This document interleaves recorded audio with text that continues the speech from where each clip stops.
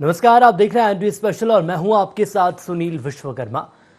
मध्य प्रदेश उपचुनाव के बीच लगातार मुलाकातों का दौर जारी है और इस बीच कांग्रेस के नेता सज्जन सिंह वर्मा ने गृह एवं जेल मंत्री डॉक्टर नरोत्तम मिश्रा से मुलाकात की है। उनके निवास पर पहुंची और मुलाकात की, जहां कांग्रेस नेता सज्जन सिंह वर्मा ने मध्य प्रदेश के गृह एवं जेल मंत्री डॉक्टर नरोत्तम मिश्रा से भेंट की और इस मुलाकात को लेकर राजनीतिक अटकलें अब तेज हो चली हैं। कोशिश करेंगे जानने की, समझने की कि आखिर ठीक उपचुनाव से पहले इस मुलाकात के क्या मायने निकाले जा रहे हैं और इस मुलाकात के बाद सियासी समीकरण आखिर क्या बन रहे हैं। तो मुलाकात जरूर हुई है, लेकिन क्या बात हुई है, फिलहाल इस बारे में जानकारी सामने नहीं आई है। मुलाकातों का दौर इसके पहले भी हमने देखा कि लगातार जारी रहा और सूबे में अटकलें लगातार तेज हो चली हैं कि आखिर कांग्रेस नेताओं के मन में क्या है। उपचुनाव से पहले यदि मध्य प्रदेश सरकार के मंत्री से मुलाकात की जाती है तो इसके अलग अलग मायने भी निकाले जा रहे हैं और मुलाकात से मध्य प्रदेश का सियासी पारा बढ़ चुका है। गृह एवं जेल मंत्री डॉक्टर नरोत्तम मिश्रा से मिलने के लिए पूर्व मंत्री सज्जन सिंह वर्मा पहुंचे और बंद कमरे में तकरीबन आधे घंटे तक दोनों नेताओं के बीच बातचीत हुई है।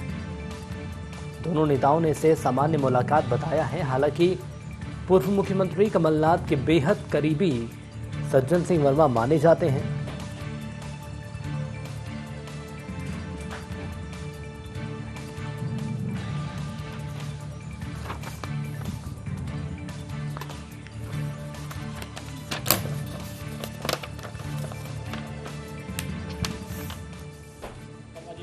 सर, चुनाव के बीच गृह मुलाकात, बहुत सारे राजनीतिक कयास यहाँ पर लगाए जा रहे हैं। देखिए, इत्तेफाक है कि चुनाव का समय चल रहा है और चूंकि इस प्रदेश के गृह मंत्री हैं नरोत्तम मिश्रा जी, उनकी व्यस्तताएं बड़ी होती हैं और चूंकि मैं कांग्रेस की कोर कमेटी का व्यक्ति हूं तो चारों चुनाव की मॉनिटरिंग की जवाबदारी मेरी, मुझे भी समय मिलता नहीं। आज इत्तेफाक है कि नरोत्तम भाई भी भोपाल में और मैं भी भोपाल में हूँ, तो इस व्यस्तता के समय में कई काम रहते हैं व्यक्तिगत, प्रदेश के हित की कुछ राजनीतिक चर्चाएं भी होती हैं, कुछ मेरे व्यक्तिगत काम थे और ये बात सही है कि नरोत्तम मिश्रा मित्रता निभाने में अग्रणी हैं। और जब मैं मंत्री था पीडब्ल्यूडी का, तब नरोत्तम भाई मेरे वहाँ आते थे, जो भी काम उनके होते थे हम लोग सिरउधारी करके उन कामों को, कि भाई एक दूसरे का संबंध है।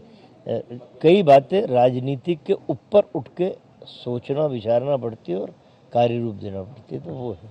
अजय सिंह जी गए, फिर उसके बाद आप गए, तो लोग कई तरह से इसको इस राजनीतिक माने निकाले। अब देखिए, पत्रकारों का काम भी यही है और खोजी पत्रकारिता भी यही है कि बात कुछ हो, पेड़ आम का हो तो इमली का बता दे। तो अब मित्रता है, संबंध एक दूसरे से हैं, तो हम न नरोत्तम भाई की आदत किसी होटल में जाने की है, न मेरी किसी होटल में कि हम कहीं होटल में मिल लें। तो एक दूसरे के निवास पे मिल के ही वार्तालाप को आगे बढ़ाया जा सकता है। तो अब अजय सिंह आए हों, कोई आए हों, पर हमारी मित्रता बड़ी प्राचीन है, ये मोहनजोदड़ो हड़प्पा के काल से है, तो उस मित्रता को हम लोग टूटने नहीं देते। आखिरी सवाल है, ये प्राचीन मित्रता अब चुनाव में क्या गुल खिलाएगी? देखिए, नरोत्तम भाई उनके दल के कर्तव्यों को निभा रहे हैं और मैं कांग्रेस में विपक्ष में हूँ और मैं विपक्ष की भूमिका, मुझे जब मौका मिलता है शिवराज सिंह जी को कटघरे में खड़ा करता हूँ, क्योंकि सबसे बड़ा पद गृह मंत्री का इस प्रदेश में, जब वक्त आता है तो नरोत्तम भाई को भी कटघरे में खड़ा करता हूँ। पार्टी की निष्ठा वो भी निभाते हैं, मैं भी निभाता हूँ। आपने सुना पूर्व मंत्री सज्जन सिंह वर्मा जी को, जिनका साफ कहना है कि हमारी और उनकी पुरानी मित्रता है, निजी काम के चलते कुछ उनके पास वो आए थे और मित्रता के चलते उन्होंने उस काम को पूरा करने के लिए भी आश्वासन दिया है। वीडियो जर्नलिस्ट राकेश के साथ संदीप मिश्रा, ND24 भोपाल। तो ये तो हमने तस्वीरें देखी कि आखिर सज्जन सिंह वर्मा ने मुलाकात की, लेकिन इसके बाद यदि हम बात करें तो उसके बाद तमाम तस्वीरें और सामने आ रही हैं। 13 अक्टूबर की बात हो, 28 सितंबर की बात हो या 14 जुलाई की बात हो, लगातार कांग्रेस के बड़े नेताओं ने मध्य प्रदेश के गृह एवं जेल मंत्री डॉक्टर नरोत्तम मिश्रा से मुलाकात की और अजय सिंह ने भी मंत्री डॉक्टर नरोत्तम मिश्रा से मुलाकात की थी, जो कि तस्वीरों के माध्यम से आप देख सकते हैं। इसके अलावा यदि हम बात करें तो इसके पहले गोविंद सिंह और कांतिलाल भूरिया ने भी मंत्री डॉक्टर नरोत्तम मिश्रा से मुलाकात की थी। हालांकि जब मुलाकात को लेकर सवाल पूछा जाता है तो उनका ये साफ तौर पर कहना है कि मित्रता है और इस मित्रता को निभाने के लिए हमने मुलाकात की है।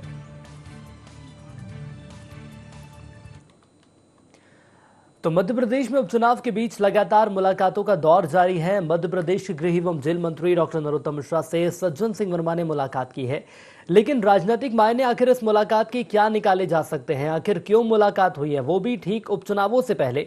न सिर्फ यदि आम जनता की हम बात करें, दिग्गजों की बात करें, तो दिलो दिमाग में यही सवाल सामने आ रहा है कि आखिर ऐसी क्या आफत आन पड़ी या ऐसी क्या संकट की स्थिति बन गई जो कि मध्य प्रदेश के गृह एवं जेल मंत्री डॉक्टर नरोत्तम मिश्रा से कांग्रेस के बड़े नेता लगातार मुलाकात कर रहे हैं। इस पूरे घटनाक्रम को समझेंगे और सीधे न्यूज रूम की ओर चलेंगे। आमिर हमारे साथ लगातार लाइव जुड़े हुए हैं।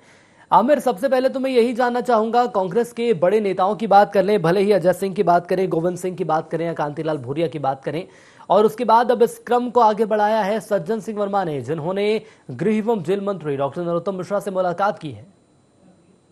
देखिए, मध्य प्रदेश के गृह एवं जेल मंत्री से जब विपक्ष के नेता मुलाकात करेंगे तो तमाम तरह के सवाल उठना भी लाजमी है। वो भी जब मुलाकात हो, जब मध्य प्रदेश में उपचुनाव हो और उपचुनाव की सरगर्मियां हैं, दोनों ही पार्टियां पूरी मेहनत के साथ इस उपचुनाव में जुटी हुई हैं। ऐसे में जब विपक्ष के वरिष्ठ नेता प्रदेश के गृह मंत्री से मुलाकात करें तो जाहिर है कि कई तरह के कयास लगाए जाते हैं और सवाल भी उठना लाजमी है। लेकिन जिस तरह से मुलाकात हुई है और मुलाकात के बाद इस मुलाकातों को सामान्य बताया गया है, तो इस पर जो है यही कहा जा सकता है कि एक स्वच्छ राजनीति का यही परिचय है कि सत्ता और विपक्ष के नेता आपसी मुलाकात और मेल मिलाप करते रहते हैं और यही कहा जाता है कि प्रदेश के विकास को लेकर चर्चा की जाती है। इससे पहले मध्य प्रदेश के विधानसभा के पूर्व नेता प्रतिपक्ष अजय सिंह ने मुलाकात की थी डॉक्टर नरोत्तम मिश्रा से।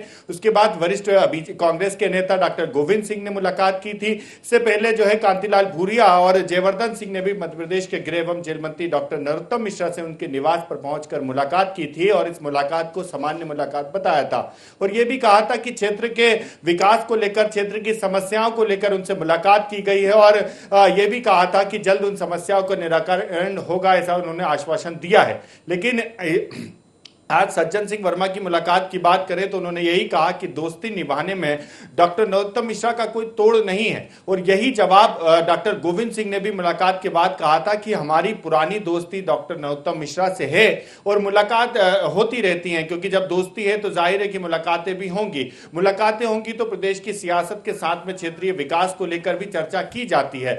तो इसके पीछे अलग अलग मायने निकाले जाए या कोई कयास लगाया जाए ऐसा नहीं है, बल्कि यही कहा गया अब तक जब भी मुलाकात विपक्ष के नेताओं की डॉक्टर नरोत्तम मिश्रा से हुई है कि उन्होंने अपने जो क्षेत्र की समस्याएं हैं या उनके जो निजी काम है वो डॉक्टर नरोत्तम मिश्रा के सामने रखे हैं। लेकिन ये सबने जरूर कहा कि दोस्ती निभाने में डॉक्टर नरोत्तम मिश्रा का कोई तोड़ नहीं है और इसलिए दोस्ती पुरानी है तो जाहिर है कि मुलाकातें भी होती रहेंगी। चलिए, बिल्कुल जाहिर है मुलाकात भी होती रहेंगी, लेकिन आखिर यदि सियासी समीकरणों की हम बात कर लें तो सवाल यही सामने आ रहा है कि क्या सियासी समीकरण आगामी उपचुनाव में इस मुलाकात के देखने को मिलेंगे। बने रहिएगा हमारे साथ। बीजेपी से मिलन भार्गव और कांग्रेस से आनंद तारण जी हमारे साथ जुड़ चुके हैं। सबसे पहले भार्गव जी, आप ही के पास आना चाहूंगा। मध्य प्रदेश के गृह एवं जेल मंत्री जो कि संकट मोचक माने जाते हैं, इसके साथ ही साथ यदि पक्ष के साथ में विपक्ष की बात करूं तो विपक्ष के नेताओं का भी यह मानना है कि मित्रता निभाने में उनका कोई सानी नहीं है। लेकिन जो मुलाकात की गई है सज्जन सिंह वर्मा की ठीक उपचुनाव से पहले, इसके क्या मायने निकाले जा सकते हैं?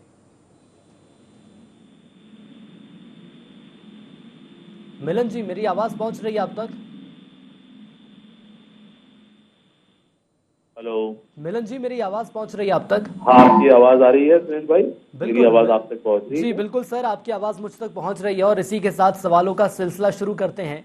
कहा यह जाता है सरकार के जो गृह एवं जेल मंत्री डॉक्टर नरोत्तम मिश्रा हैं उनके विषय में कि मित्रता निभाने का उनसे बड़ा कोई सानी नहीं है। न सिर्फ पक्ष, यदि विपक्ष की बात करें तो तमाम दिग्गज उनके इससे जो व्यवहार है, जो उनका तत्व है, उसके कायल रहे हैं। लेकिन सज्जन सिंह वर्मा की मुलाकात, वो भी ठीक उपचुनाव से पहले, इसके क्या सियासी मायने निकाले जा सकते हैं? देखिए, राजनीतिक दलों में मतभिन्नता के चलते अलग अलग दल में हम काम जरूर करते हैं, लेकिन विकास के मुद्दों पर बात करने के लिए सबका स्वागत किया जाना चाहिए। देखिए, सौजन्य मुलाकात है, लेकिन सज्जन वर्मा जी की सज्जनता के साथ जिस प्रकार से कांग्रेस की अंतर्कलह कई बार सामने आ चुकी है, कई बार उनके बयान कांग्रेस को संशय में डाल चुके हैं, तो सज्जन वर्मा यदि मिलने आए हैं, चुनाव के बीच आए, तो किन मुद्दों पर बात हुई? देखिए, राजनेता यदि मिल रहे हैं तो निश्चित रूप से सियासत के कई बातों पर, कई मुद्दों पर बातचीत होती है। और कांग्रेस में इस समय मंच की कमी है, कहीं मंच बचा नहीं जहां नेता और कार्यकर्ता अपनी बात रख सकें। कमलनाथ जी कुछ दिनों के लिए प्रवास में मध्य प्रदेश आते हैं और फिर दिल्ली लौट जाते हैं।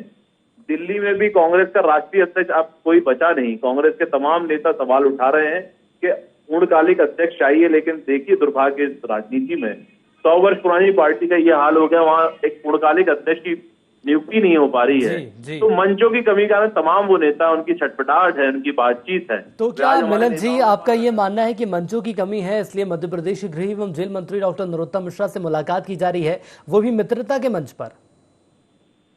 निश्चित रूप से मित्रता है, सौजन्यता है। जनप्रतिनिधि हैं, वे आ सकते हैं, जब चाहे मिलने आ सकते हैं। गृह मंत्री जी से मिले, मुख्यमंत्री जी से मिले, हमारे तमाम मंत्री से मिले, स्वागत है। लेकिन बात इस बात की है, कांग्रेस में बेचैनी इस बात की हो रही है, उनके तमाम बड़े नेता जो कमलनाथ जी के इर्द गिर्द रहने वाले थे या विरोधी गुट के कहे जाते हैं, वे सारे नेता यदि हमारे नेताओं के पास मिलने आ रहे हैं तो बेचैनी तो कांग्रेस को हो रही है। उनको उनसे पूछना चाहिए। चलिए, बिल्कुल सर, कांग्रेस से ही सवाल ले लेंगे कि आखिर कितनी बेचैनी कांग्रेस में देखने को मिल रही है। आनंद तारण जी हमारे साथ जुड़े हुए हैं, कांग्रेस प्रवक्ता हैं आप। तारण जी, बहुत स्वागत है आपका ND24 में। नमस्कार तारण जी, एक और यदि मैं बात करूं मध्य प्रदेश के गृह एवं जेल मंत्री की, तो कहा यह जा रहा है कि मित्रता का एक ऐसा मंच है, न सिर्फ पक्ष विपक्ष के भी तमाम दिग्गज आ सकते हैं, और कुछ इसी कड़ी को आगे बढ़ाया सज्जन सिंह वर्मा ने। लेकिन बीजेपी का मानना है कि कांग्रेस में बेचैनी चल रही है। क्या बेचैनी है सर?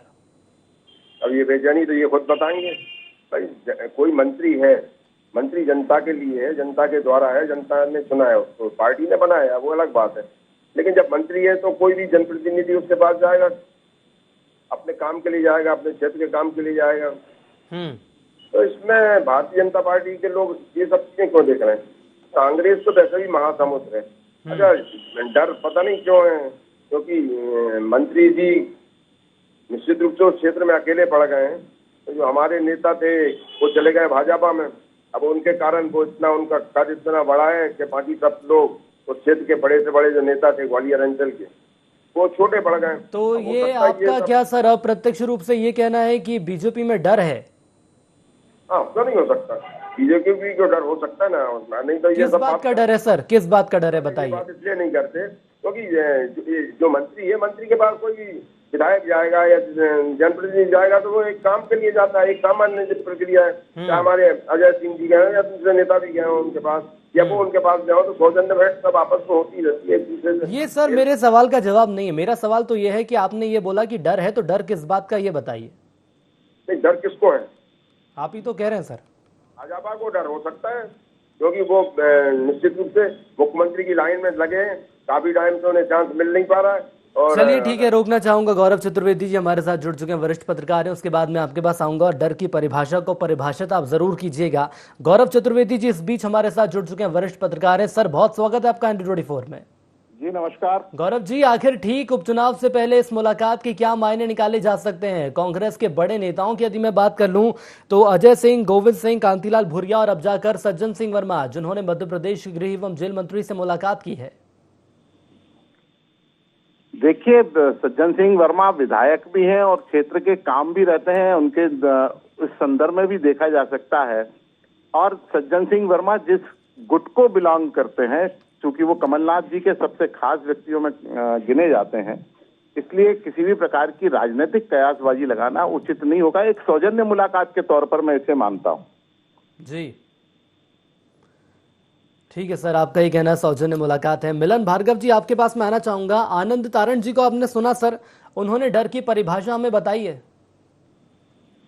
देखिए, डर की परिभाषा तो वे जानते हैं या कांग्रेस के वो तमाम नेता जिन्होंने सदियों, जिन्होंने दशकों इस पार्टी को दिया है, कपिल सिब्बल हो, आनंद शर्मा हो, मनीष तिवारी हो, वे सब पीड़ा इसको व्यक्त कर रहे हैं। मंच खत्म हो चुका है। कांग्रेस में कोई मंत्री यहाँ कार्यकर्ता नेता अपनी बात रख सके, अपनी पीड़ा रख सके। आज ये तमाम नेता ये तो पार्टी छोड़ रहे हैं या पार्टी के दूसरे दलों के पास जा रहे हैं। तो ये तो चिंता की लकीरें इनकी बढ़ रही हैं।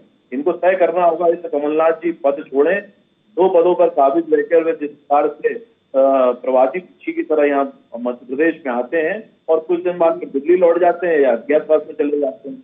तो ये पीड़ा इनसे नेताओं की, इनसे पूछना चाहिए कि आखिर ये किस बात की कयासबाजी लगा रहे हैं। लेकिन कयासों को हम नजरअंदाज कर सकते हैं। सौजन्यता होनी चाहिए, 2 दलों को लोगों का, अन्य दलों के लोगों का मिलकर मध्य प्रदेश और देश के विकास में किस प्रकार से सहभागिता और सम्मिलितता हो सकती है, उस पर चिंतन बार बार करनी चाहिए। लोकतंत्र की खूबसूरती है। मतभिन्नता के मनभेद नहीं करने चाहिए कि हम नहीं मिलेंगे, नहीं बात करेंगे।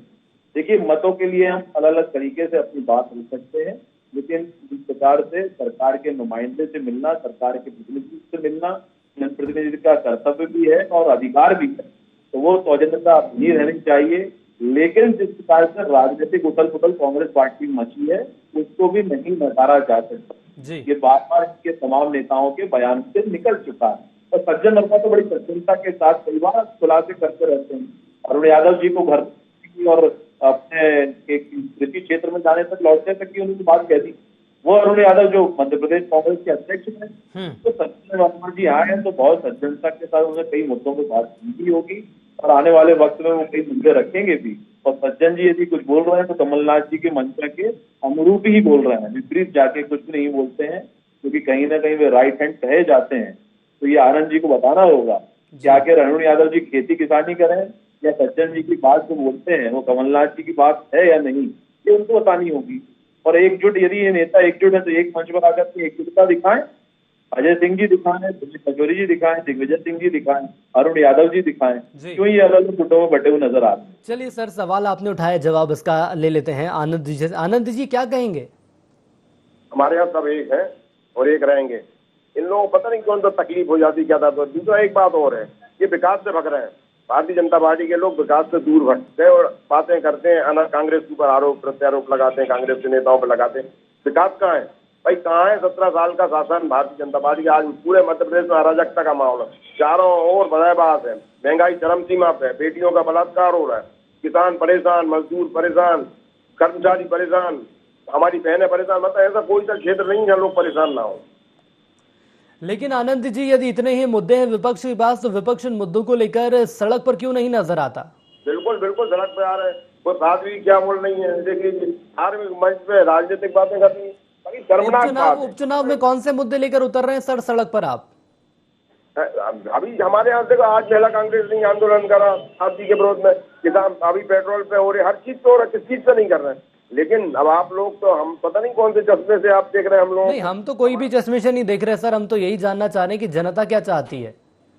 हमारा तो चश्मा ही निष्पक्ष है, हमारा तो चश्मा ही निष्पक्ष है, ना सिर्फ बीजेपी ना सिर्फ कांग्रेस। जनता क्या चाहती है? नहीं, जनता बदलाव चाहेगी और ये आपको 4 सीटों में देखने को मिल जाएगा। आने वाले समय में ये सब चीजें आपको बड़ी लक्षित होंगी। इस बदलाव के पीछे का आधार क्या है सर, बता सकते हैं आप? जो इतना दावा कर रहे हैं आप, इसका आधार क्या है? आधार जनता है। जनता के अलावा क्या है? जनता ही सर्वोपरि है, जनता ही सर्वमान्य है और जनता आज परेशान है और त्रस्त है भारतीय जनता पार्टी से। चलिए ठीक है, गौरव सर से मैं एक बार फिर मुखातिब होना चाहूंगा। गौरव सर, यदि कांग्रेस नेताओं की हम बात कर लें तो ये तो आपने साफ कर दिया सर कि सिर्फ ये मुलाकात है, इसके और कुछ मायने नहीं निकाले जा सकते। लेकिन इस वक्त यदि मुलाकात की जाती है तो जनता का आखिर क्या सोचना रहेगा और कांग्रेस नेताओं के दिलो दिमाग में क्या चल रहा है? क्या कोई एक विचार आप बता सकते हैं? देखिए, अगर हम बात करें कांग्रेस के अंदर ही सिर्फ गुटबाजी और अंतरकलह है तो गलत होगा। गुटबाजी और अंतरकलह भारतीय जनता पार्टी में भी है। भारतीय जनता पार्टी में भी मुख्यमंत्री पद के 1.5 दर्जन के करीब दावेदार हैं, अगर आप विभिन्न स्रोतों पर जाकर देखेंगे। लेकिन जो गंभीर दावेदार के तौर पर अगर हम उन्हें गिने तो लगभग 6-7 के करीब ऐसे चेहरे हैं जो मुख्यमंत्री बनना चाहते हैं। इस लड़ाई को हम, इस मुलाकात को हम इस अंदाज में भी देख सकते हैं कहने के लिए, लेकिन जो वर्तमान परिस्थितियां हैं उसमें ऐसी कोई चीज दिखाई नहीं दे रही है कि जहां पर कोई सत्ता परिवर्तन अवश्य संभावी नजर आ रहा हो। बिल्कुल एक सौजन्य मुलाकात ही इसे माना जाना चाहिए। और चूंकि क्षेत्र के काम रहते हैं तो क्षेत्र के काम को लेकर के विरोधी दलों के विधायक नेता मंत्रियों से मिलते हैं और मंत्री भी उसी सौजन्यता के साथ उन कामों को करते हैं, सहयोग करते हैं। मुख्यमंत्री भी मिलते हैं। तो इसे राजनीतिक नजरिए से देखा जाना वर्तमान हिसाब से तो उचित नहीं होगा। आपने जो सवाल उठाया कि आम जनता के सामने जो भाव हम रखने जा रहे हैं वो भाव सबसे ज्यादा महत्वपूर्ण होता है और आम जनता फिर उस मीडिया के भाव को लेकर के अपना जनमानस आगे लेकर जाती है। गौरव सर, एक सवाल और मैं आपसे करना चाहूंगा। वो सर, सवाल ये है कि ज्योतिरादित्य सिंधिया का कांग्रेस से बीजेपी में आना और उसके बाद लगातार सत्ता पक्ष के नेताओं से विपक्ष के नेताओं का मुलाकात करना, क्या इसलिए सवाल को बल नहीं मिलता है?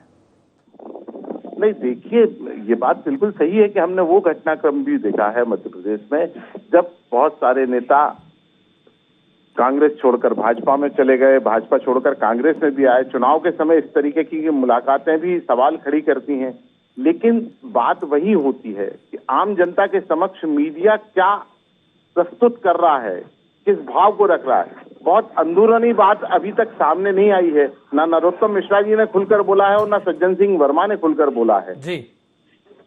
तो ऐसी परिस्थिति में एक सामान्य मुलाकात के तौर पर इसे लिया जाना चाहिए और हमें यही भाव जनता के सामने रखना चाहिए, क्योंकि वस्तु स्थिति रखना हमारा काम है और जब हम वो वस्तु स्थिति रखते हैं तो जनता उस हिसाब से निर्णय लेती। समस्याएं भी हैं और सरकार ने काम भी किया है, ये जनता तय करेगी उपचुनावों में कि उसे सरकार के काम पसंद आते हैं या सरकार के द्वारा पैदा की गई समस्याओं के प्रति उसकी नाराजगी व्यक्त होती है। बिल्कुल सर, बड़ा जवाब आपने यहाँ पर दिया। मिलन जी के पास मैं आना चाहूंगा। मिलन जी, कहा तो ये जा रहा है कांग्रेस के द्वारा कि चारों सीटों पर कांग्रेस ही विजय हासिल करेगी और जो सरकार की गलत नीतियां हैं जिसका खामियाजा जनता को भुगतना पड़ रहा है उसका जवाब जनता देने वाली है इन चुनावों में, ऐसा कांग्रेस का मानना है। देखिए, कांग्रेस तो बहुत कुछ मानती है, लेकिन जो मानती नहीं वो आपकी बात और जनता की बात नहीं मानती। आपने प्रश्न बड़ा छोटा सा बड़ा अच्छा प्रश्न किया था कि बहुत सारे मुद्दे यदि जनता से जुड़े हैं तो विपक्ष है कहाँ, सड़कों पे क्यों नहीं दिखाई देता। उसका कारण मैं गिना देता हूँ। कारण ये नहीं गिना पाएंगे, ना आनंद जी गिना पाएंगे, ना कांग्रेस के वो तमाम नेता जो गिनाना चाहिए जिनको, वो नहीं गिना पाएंगे। देखिए, यदि सड़कों पर जनता की बात रखनी होगी, विपक्ष के रूप में हमको यदि अपने आप को प्रेजेंट करना होगा तो उसके लिए नेतृत्व सशक्त चाहिए होगा। जो नेतृत्व अक्षम हो चुका है इनका, कहाँ है नेतृत्व? न कमलनाथ जी, न सोनिया गांधी। और रही बात एक कार्यकर्ताओं की फौज जो चाहिए पड़ती थी, वो सब निराशा के भाव में, हताशा के भाव में टूट चुकी है। आज कांग्रेस के कार्यकर्ताओं का टोटा पड़ गया है, बूथ पर कार्यकर्ता नहीं मिल रहे हैं। चुनाव जीतने की ये बात करते हैं, ये प्रत्याशियों को लड़ाने के लिए, प्रत्याशियों के बात को नीचे पहुंचाने के लिए आज कार्यकर्ताओं का टोटा है। तो कांग्रेस के कार्यकर्ता वजह से नहीं मिल रहे हैं। इनसे पूछिए क्यों ये प्रदर्शन नहीं करते हैं, क्यों जनता की बात नहीं रख पा रहे हैं, आखिर कारण क्या है? देखिए, कांग्रेस अपने मूल भाव से बिछड़ चुकी है। कांग्रेस के पास नेतृत्व बचा नहीं, चाहे प्रदेश हो चाहे देश हो। कांग्रेस को कर्ज में ले जाने के कारण इनका लेकिन भार्गव जी, मैं एक सवाल आपसे भी करना चाहूंगा सर। यदि दमोह की हम बात कर लें तो कांग्रेस तो ये कहती है कि जो दमोह का मुकाबला रहा वो जनता वर्सेस बीजेपी का था। हम जनता के भी बार बार जाएंगे, जनता का भी आशीर्वाद नहीं दिया, इन कारणों के लिए हम सुधार करेंगे, फिर जाएंगे आशीर्वाद से। आज सरकार हमारी पुनः बनी है तो जनता के आशीर्वाद से बनी। आरोप इनके आरोपों से कुछ नहीं होता है। वो चुनाव हुए, चुनाव जनता ने हमको खुद से चुना, क्योंकि 1.5 साल की सरकार कमलनाथ जी ने जिस प्रकार की भ्रष्टाचारी सरकार दिखाई, जनता फिर मान गई। उनको दिग्विजय सिंह जी की याद आ गई कि दिग्विजय सिंह का जो कालखंड था वो कमलनाथ जी ने उससे आगे जाकर कालखंड दिखाने का काम। लेकिन सर, उन्हें तो पूरा वक्त भी नहीं मिल पाया। हो सकता है 5 साल का वक्त मिलता तो कुछ और तस्वीरें देखने को मिलती। मैं रोकना चाहूंगा आपको। आनंद जी, नेतृत्व पर ही सवाल खड़े किए जा रहे हैं बीजेपी के द्वारा कि जिस पार्टी का नेतृत्व सही दिशा में नहीं जा रहा है वो आखिर कैसे चुनाव जीतेगी? अरे, इनका नेतृत्व कहाँ जा रहा है? क्या लाइन ऑर्डर है मध्य प्रदेश में? क्या अराजकता की स्थिति नहीं है? क्या आज पूरा प्रदेश स्वाभिमान कर रहा है, महंगाई चरम सीमा पे? तो ये क्या नेतृत्व की अक्षमता है या सक्षमता है? क्योंकि चारों तरफ आज भोपाल के आसपास के रोडों पर लूटमार होने लगी है, तो कितने लूट हो रही है लोगों के साथ। ये सब चीजें को भी सामने आती नहीं, लेकिन किस तरह के अराजकता का माहौल है, क्योंकि महंगाई है, लोगों के पास रोजगार नहीं है। तो ये सब चीजें कहाँ है? कहीं कोई नहीं देखने वाला, ना कोई सुनने वाला, ना करने वाला। तो ये सब चीजें आज नहीं हो पा रही, तो इसका मतलब क्या है? इनका नेतृत्व सक्षम है? अरे भाई, अक्षमता है जब ही तो आज हर चीज चरम सीमा पे। महंगाई को लेकर तो सर बीजेपी यही कहती है कि कमलनाथ सरकार के द्वारा और यूपीए में जो कांग्रेस की सरकार थी उसके द्वारा ये किया धरा है, जिसका खामियाजा जनता को भुगतना पड़ रहा है। नहीं, देखिए, आप समझदार आदमी, आप चौथे स्तंभ के आदमी हैं। अगर यूपीए की सरकार, वो तो नेहरू जी की बात करते हैं। नेहरू जी 70-75 साल पहले थे, तो क्या उनने महंगाई का कोई डंडा घुमा दिया तो महंगाई बढ़ती जाए? इस तरह की बातें कौन डंडा घुमा रहा है सर? महंगाई क्यों बढ़ रही है फिर? ये भाजपा वाले बताएं, जो बोलते थे कि हम सत्ता में जाएंगे तो हम 35 रुपए। नहीं तो आप बीजेपी पर आरोप लगा रहे हैं ना महंगाई बढ़ रही है, तो सवाल का जवाब भी आपसे लेंगे। यही इनके ही काम काज में हो रहा ना, इनके कारण ही हो रहा ना। आज ये हालात हैं कि जो दो प्लान आपने गड़े 16 लाख करोड़ के, और 18 लाख करोड़ में आपने पूरा का पूरा एम्पायर बैंक किया। मतलब 16 लाख करोड़ में आपने 2 प्लेन खरीदे, और 18 में पूरा आपने एयर इंडिया बैंक। चलिए सर, वक्त की मेरे पास कमी है, मुझे चर्चा को यहीं समाप्त करना होगा। तमाम जो मुद्दे आपने उठाए हैं वो यदि आप जनता के बीच लेकर जाएंगे तो भले ही उसका फायदा कांग्रेस को मिलेगा। हमारे साथ जुड़ने के लिए आप तीनों का बहुत धन्यवाद। तो ठीक उपचुनाव से पहले कांग्रेस के बड़े नेताओं की मुलाकात की जा रही है। मध्य प्रदेश के संकट मोचक माने जाने वाले गृह एवं जेल मंत्री डॉक्टर नरोत्तम मिश्रा से देखना होगा कि मुलाकात के बाद क्या कोई सियासी समीकरण देखने को मिलेगा या सिर्फ इसे एक सौजन्य मुलाकात ही कहा जा सकता है। भविष्य में छुपा हुआ यह सवाल है, आने वाले वक्त में इसकी तस्वीरें भी साफ हो जाएंगी। इसी के साथ IND स्पेशल में इतना ही। दीजिए इजाजत, नमस्कार।